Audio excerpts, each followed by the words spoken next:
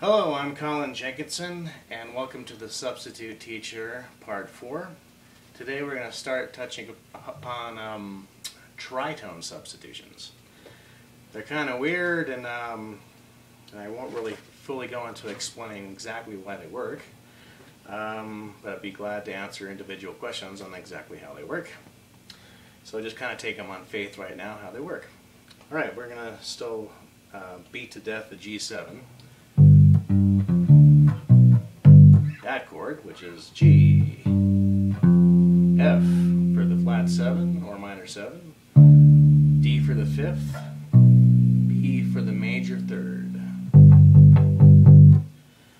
Okay, so if you move up a tritone, which is up one adjacent string and up one fret, we get this kind of scary sounding interval. It happens to bisect an octave directly in half. And if you build another dominant 7th chord off of that tritone,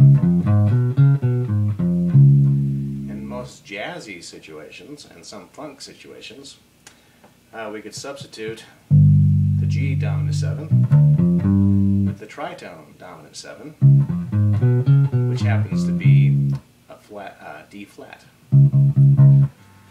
So an example of this, let's do a 2-5-1 chord progression again. I'll do this very slowly and at a time. Here's a D minor, the 2 chord, adding a minor 9 or 2nd, minor 3rd, approach tone above the next chord, which is G. Okay. Now here I'm going to hit the root and an octave of the root. And then I'm going to do like an 8th note fill of the tritone dominant, and that puts us a half step above the 1 chord, the C. And that C, of course, is C, E, G, and B. Alright, a little slowly, but in time, that chord progression. Okay, starting with the the 2 chord. And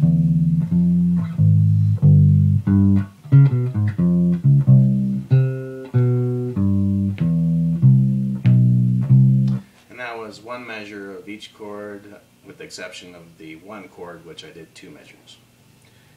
Alrighty. Another example of using a tritone substitution is to fully use the tritone substitution and not start on the G root. And that gives you kind of a neat little sort of passing chord in the middle of 2 roots sort of feel. So here is the D minor as a 2. Okay, and here's the D flat, and I'm just going to do the D flat. And then that just gives a straight line down to the 1.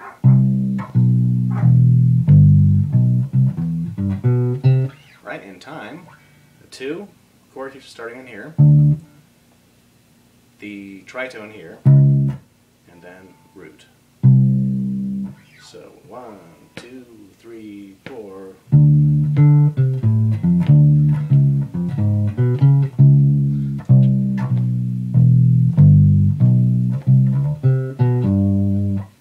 Okay. Now, if we want to get wackier, let's start from do a sort of a cyclic chord progression starting from a 3 chord, E minor, and moving to A minor, which is a 6 chord, the 2 chord, the 5 chord, and the 1. So this is going to be on the 3 chords can be minor. Sometimes you can add a little flat 9 in there. Falling back and forth to the A minor, moving a 4th to the 2, back and forth to the dominant 7, to the 1, which gets 2 measures. Okay, let me play that chord progression without the subs, starting on 3. Yeah, let me start that again. 1, 1, 2, and 3, 4.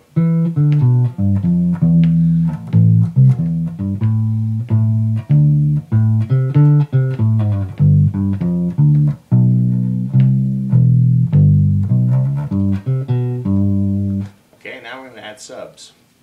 Okay, we'll play the 3. Okay, and then we're going to sub out the A minor up a tritone. Okay, this time we're using an A minor, then we're going to sub a dominant 7 on a tritone here, which is E flat. Then we're going to go to the 2 chord. Let's play that as a minor 7th. Then we're going to sub out the G7th with a D flat 7. As you notice, the root movement will be very smooth from the 3 down like that. Okay, and here's how this version of the chord progression goes with the subs. 1, 2, and 3, 4.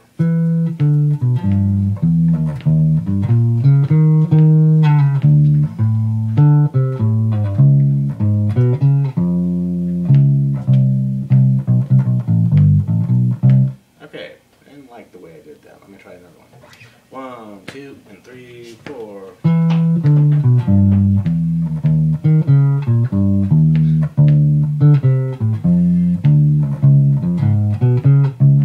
Better.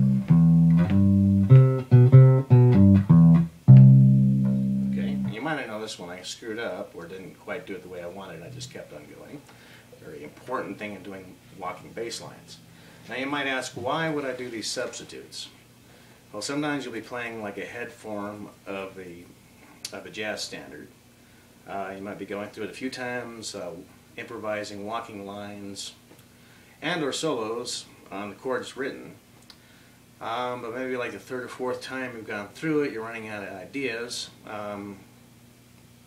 So adding substitutions to some of the chords and doing a walking line off that will give a newer feeling to your walking lines and or solos. Alright, that'll do it for today. Any questions, email me and I will get straight back to you. Alright, thank you for your patience.